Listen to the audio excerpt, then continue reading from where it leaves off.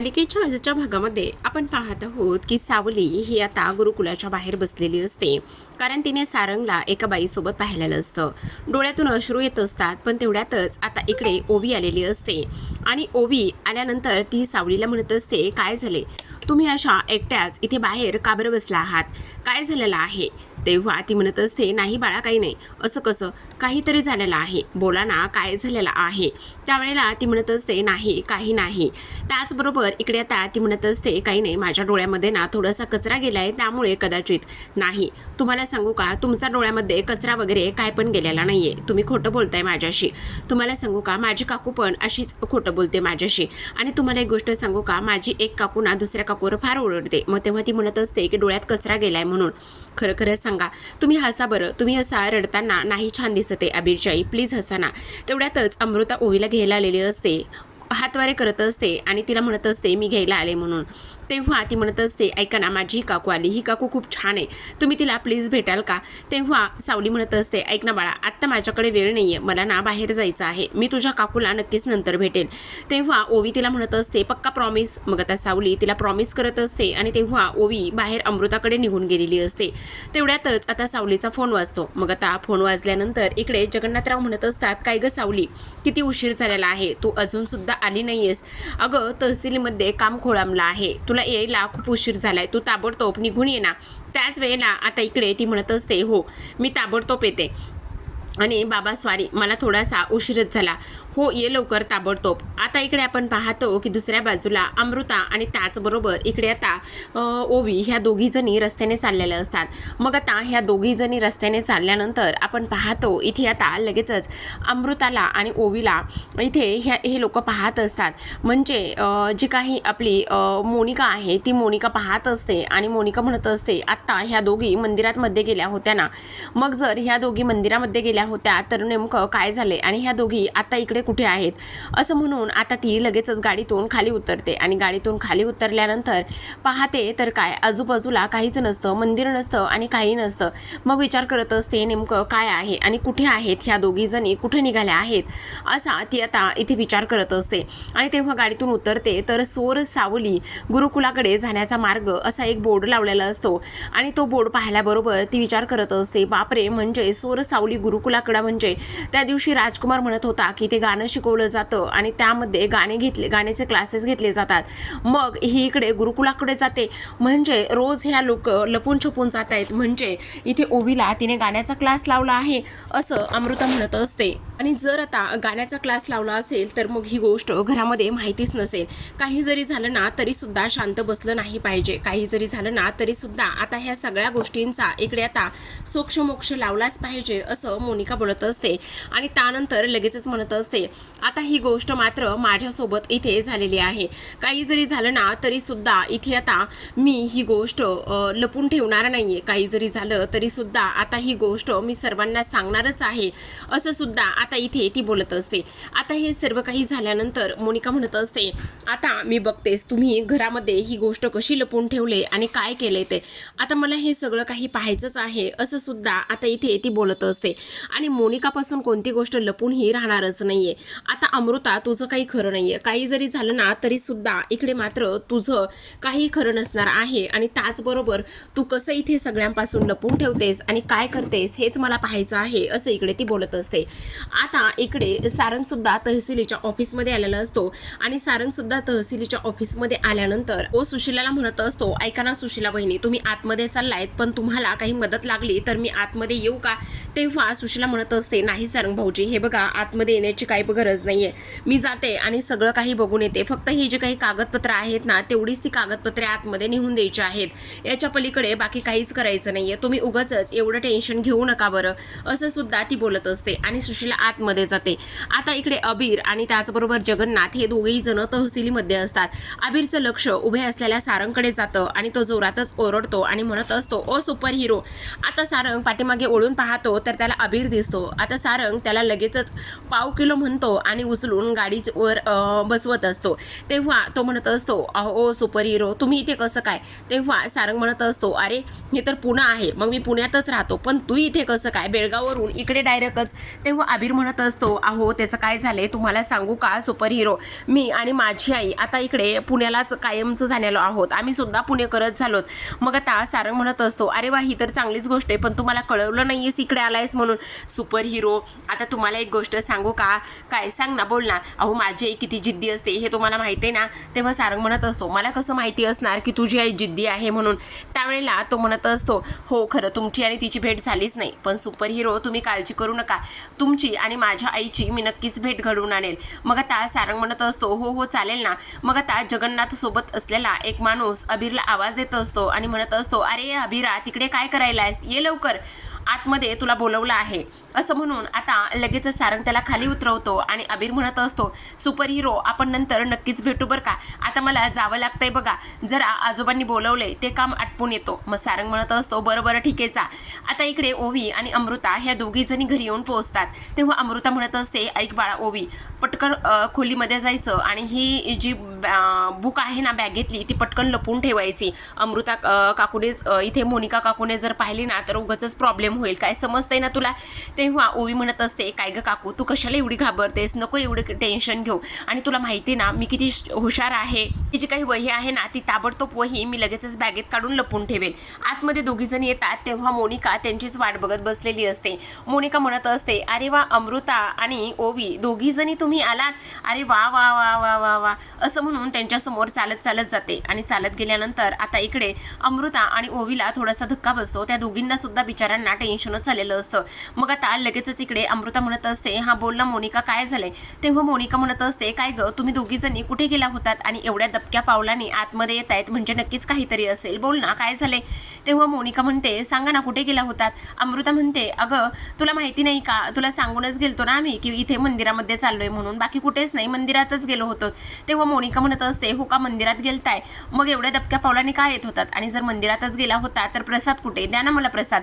असं म्हणून मोनिका हात पुढे करत असते. त्यावेळेला अमृताकडे आता प्रसाद नसतो. अमृता थोडीशी शांत बसते. मग आता मोनिका म्हणत असते, तुम्हाला काय वाटलं तुम्ही घरातून अशा लपून छपून जाल आणि मंदिराचं नाव सांगून इकडे तिकडे हुंडारायल भटकाल आणि मला काहीच कळणार नाहीये? मोनिकाने मात्र तुमची सगळी चोरी पकडलेली आहे, काय बरोबर ना अमृता? अगं तुला माहिती ना घरामध्ये गाणं शिकण्याला परवानगी नाहीये, तरी सुद्धा तू ह्या पोरीला लपून छपून गाण्याचा क्लास लावलास, तुझी हिंमत कशी झाली पोरीला गाण्याचा क्लास लावण्याची? तेव्हा आता अमृता म्हणत असते, ऐक ना मोनिका प्लीज जरा शांत बस ना, ऐक ना मी काय म्हणते ते ऐकून घे. त्यावर मोनिका म्हणत असते, नाही मी तुझं काहीच नाही ऐकून घेणार. का ऐकून घेऊ मी तुझं? बोल ना काय ऐकून घेऊ? तू खोटं बोलतेस ना. इथे घरामध्ये तर खूपच अशी चांगुलपणाची मूर्ती आणि खऱ्याची मूर्ती बनवून मिरवत असतेस, पण तसं अजिबातच नाही. तू सुद्धा खोटं बोलतेस आणि त्या पोरीला सुद्धा खोटं बोलवायला शिकतेस का असं केलंयस? अगं मी तुला पाहिलेला तू हिला गाण्याच्या क्लासला लावलंयस, आता तर तुझं काही खरं नाहीये, मी शांत बसणारच नाहीये. आत्ताच्या आत्ता हे सगळं सत्य मी घरांना सांगणार आहे. तेव्हा अमृता म्हणत असते, हे बघ असं काही नाहीये, प्लीज ऐकून घे ना. मग आता मोनिका तिच्या हातातली बॅग इथे काढून घेते आणि त्यानंतर बॅगेमध्ये म्हणत असते, यामध्ये काय आहे? टिफिन आहे, बॉटल आहे आणि त्याचबरोबर खाऊचा डब्बा पण आहे ना, बरोबर की नाही? आणि त्यानंतर अजून ह्याच्यामध्ये काय आहे? असं म्हणून मोनिका चेन ओपन करते आणि पाहते तर काय त्यामध्ये ती वही असते, ज्या वहीमध्ये गाण्याचे स्वर आणि त्याचबरोबर गाणे शिकण्यासाठी जे सावलीने दिलेलं गृहपाठ असो किंवा तिथे शिकवलेल्या बेसिक गोष्टी असो ते सगळं काही नोट डाऊन केलेलं असतं. आता हे सगळं काही मोनिका वही काढते आणि वही काढल्यानंतर आता लगेचच अमृताला ती म्हणत असते, बोल ना अमृता काय आहे ही वही नेमकी आहे कशाची? आणि तुला काय वाटतं तू खोटं बोलशील आणि सगळं काही चालेल? बोल ना असं कसं होऊ शकतं? तुझ्या गोष्टी लक्षात येत आहेत का? तू किती चुकीची वागलीस ना तरी सुद्धा तुझं सत्य हे पकडलं जाणार आहे. लक्षात येते का अमृता? तुझ्या लक्षात येते? आणि त्यानंतर आता लगेचच मोनिका ती वही ओपन करते. त्यामध्ये राग भूष आणि त्याचबरोबर स्वर हे सगळं काही लिहिलेलं असतं आणि हे सगळं काही मोनिका वाचत असते आणि त्यानंतर लगेचच म्हणत असते, बघितलं मी तुला सांगण्याचा प्रयत्न करत होते ना, आता तर तुझी चोरी पकडलीच गेली. आता तर माझ्याकडे पुरावा सुद्धा आहे. आता मात्र तुम्ही कितीही खोटं बोलला तरी सुद्धा तुमचं खोटं लपणार नाहीये, कारण ते खोटं आता इथे माझ्यासमोर उघड झालं आहे. ही गोष्ट सुद्धा तेवढीच महत्त्वाची आहे. मग आता अमृता म्हणत असते, ऐक ना मोनिका हे बघ प्लीज शांत बस ना, तुला जे काही बोलायचं आहे जे काही ओरडायचं आहे ना ते मला काय करायचं आहे ना ते कर, त्यानंतर तू हे सगळं काही कोणाला सांगू नकोस. प्लीज मोनिका ऐकून घे ना. मोनिका ऐकत नाही आणि घरातील घरातील सर्वांना आवाज येत असते. म्हणत असते, आई राजकुमार सर्वजण बाहेर या, आई राजकुमार सर्वजण बाहेर या. मग आता धावतच तिलोत्तमा येते आणि मोनिकाला म्हणत असते, काय गे मोनिका, डोक्यावर पडलीस का? एवढ्या जोरात का ओरडतेस? एवढं घर डोक्यावर घेण्याची काय गरज आहे? काय झाले तुला एवढं ओरडायला? तेव्हा मोनिका म्हणत असते, अहो आई, तुम्ही नेहमीच अमृताला म्हणता ना की अमृता कधीच खोटं बोलत नाही, तुम्हाला तिचा फार अभिमान आहे, फार पुळका आहे ना तुम्हाला तुमच्या अमृताचा. तेव्हा तिलोत्तमा म्हणत असते, हो, मला माझ्या अमृताचा फार पुळका आहे, कारण ती कधीच खोटं बोलत नाही, लपवाछपी करतच नाहीये. मग आता मोनिका म्हणत असते, हो का, तुम्हाला असं वाटतंय ना, पण आज ते वाटणं खोटं ठरणार आहे. म्हणजे मला नाही समजलं. अहो, तुम्हाला नाही कळत, तुमची ही जी काही इथे तुमच्या शब्दाचा इथे मान राखणारी तुमची ही जी सुशील सून आहे ना अमृता, तिने इथे ओवीला गाण्याचा क्लास लावला आहे. तेव्हा तिलोत्तमा म्हणत असते, काय? हो, मी खरं सांगते तुम्हाला, असं म्हणून ती तिच्या हातामध्ये वही देते आणि त्यानंतर म्हणत असते, हे बघा, तुम्हाला खोटं वाटतंय का? मग आता लगेचच इकडे तिलोत्तमा ती वही पाहते आणि तिलोत्तमाला धक्काच बसतो. तिलोत्तमा इथे म्हणत असते, काय हे अमृता सगळं? तुला माहिती ना, आपल्या घरामध्ये गाणं शिकलं जात नाही, आपण गाण्याचा विषय सुद्धा ह्या घरामध्ये काढत नाही, मग तरी सुद्धा तू अशी का वागलेली आहेस? बोल अमृता, बोल, असं का केलेलं आहेस तू? तुला ह्या सगळ्या गोष्टी माहिती असून सुद्धा तू अशी का वागलीस अमृता? त्यावर लगेच आता अमृता म्हणत असते, आई प्लीज ऐकून घ्या ना, हे बघा, ओवीचा हट्ट होता त्यामुळे मी हे सगळं काही केलं. तेव्हा तिलोत्तमा म्हणत असते, अगं ओवीचा हट्ट होता म्हणून तू हे केलंस, ओवी लहान आहे आणि कोणता हट्ट पुरवायचा, काय करायचं हे सगळं तुला समजायला हवं ना. ती लहान आहे पण तू लहान नाही आहेस, तू मोठी आहेस ना, मग तू असं का वागलीस अमृता? हे बघ, आपल्या घरामध्ये गाण्याचं नाव सुद्धा काढलं जात नाही, ही गोष्ट तू विसरलीस का? आणि अमृता, अजून एक गोष्ट, मला तुझ्याकडून ही अपेक्षा अजिबातच नव्हती, का वागलीस अशी अमृता? तू बोल ना. तेव्हा अमृता इथे आता तिलोत्तमासमोर हात जोडत असते आणि म्हणत असते, आई प्लीज मला समजून घ्या ना थोडंसं. हे बघा, यामध्ये काही चुकीचं नाहीये, फक्त ओवीला फार आवड होती त्याची आणि ओवी हट्ट करत होती म्हणून मी हे सगळं काही केलंय. त्यावर तिलोत्तमा म्हणत असते, पण आज तू जे काही वागलीस ना अमृता, ते मला अजिबातच पटलेलं नाहीये. आणि त्यावर मोनिका म्हणत असते, आई पटलेलं नाही असं कसं म्हणू शकता तुम्ही? काही जरी झालं ना तरी सुद्धा आता अमृताने एवढी मोठी चूक केली म्हटल्यावर तिला त्याची शिक्षा मिळालीच पाहिजे आणि तीच शिक्षा तुम्ही तिला देणार आहात. त्यावर आता तिलोत्तमा म्हणत असते, ऐक ना मोनिका, तुला जे काही करायचं आहे ना ते कर, मला आता हिच्याशी काहीच बोलायचं नाहीये. ह्या पोरीला आणि मोनिकाला तुला जी काही शिक्षा द्यायची आहे ना, तुझी शिक्षा दे, मला त्यांच्याशी नाही बोलायचे काही सुद्धा. आणि त्यानंतर आता लगेचच अमृता, मला तुझ्याशी सुद्धा एक अक्षर आणि एक शब्द सुद्धा बोलायचं नाही, असं म्हणून आता तिलोत्तमा ताण करतच तिथून निघून गेलेली असते. जेव्हा तिलोत्तमा तिथून निघून जाते त्यावेळेला मात्र आपण पाहतो आता मोनिका म्हणत असते, अरे वा वा वा, आता तर शिक्षा तुम्हा दोघींना मीच देणार आहे, आता मात्र खरी मजा येणार आहे. आता दुसऱ्या बाजूला आपण पाहतो तहसीलीतलं सगळं काही काम झालेलं असतं आणि त्यानंतर मात्र इथे अबीर, त्याचबरोबर जगन्नाथ आणि सावली हे तिघेही जण बाहेर पडतात. मग आता जगन्नाथ म्हणत असतात, काय मग एक वांग्या, आता तर तू गुरुकुलाचा मालक झालायस बघ. तेव्हा अबीर म्हणत असतो, आता तुम्ही काळजीच करू नका इथे आजोबा, गुरुकुल असं फॉर्ममध्ये येणार आहे आणि गुरुकुल असं चालणार आहे ना की पुण्यातलं बेस्ट आपलंच गुरुकुल असणार आहे. तेव्हा सावली म्हणत असते, हो आल्ला मोठा शहाणा, अगोदर अभ्यास कर. अगाई, आता नाही ग, मी मोठं झाल्यावर. मग आता जगन्नाथ म्हणत असतात, हो मालक झाल्या म्हटल्यावर पार्टी तर मिळालीच पाहिजे ना. तेव्हा अबीर म्हणत असतो, अगाई ऐक ना, मला ना तुला एक गोष्ट सांगायचीच राहिली. काय सांगायचं राहिलं, बोल ना. तेव्हा तो म्हणत असतो, अगं त्याचं काय झालं ना, तू आतमध्ये होते ना तेव्हा ते मला सुपर हिरो भेटले होते. कोणते सुपर हिरो? अरे ते बेळगावला नाहीत का ते सुपर हिरो, त्यांनी आपल्याला रतनपासून वाचवलं होतं ते सुपर हिरो भेटले. सावली म्हणत असते, अरे वा, मग जर ते तुला भेटले होते तर तू त्यांची आणि माझी भेट का बरं नाही घालून दिलीस? अगं आई, तू तुझ्या कामामध्ये होतेस ना, त्यामुळे मी त्यांची आणि तुझी भेट नाही घालून दिली बघ. तुला सांगू का, मी ते नंतर भेटले ना तर नक्कीच त्यांची आणि तुझी गाठ घालून देणार आहे बघ. आता जगन्नाथ म्हणत असतात, काय गं सावली, हा कोणत्या सुपर हिरो बद्दल बोलतोय?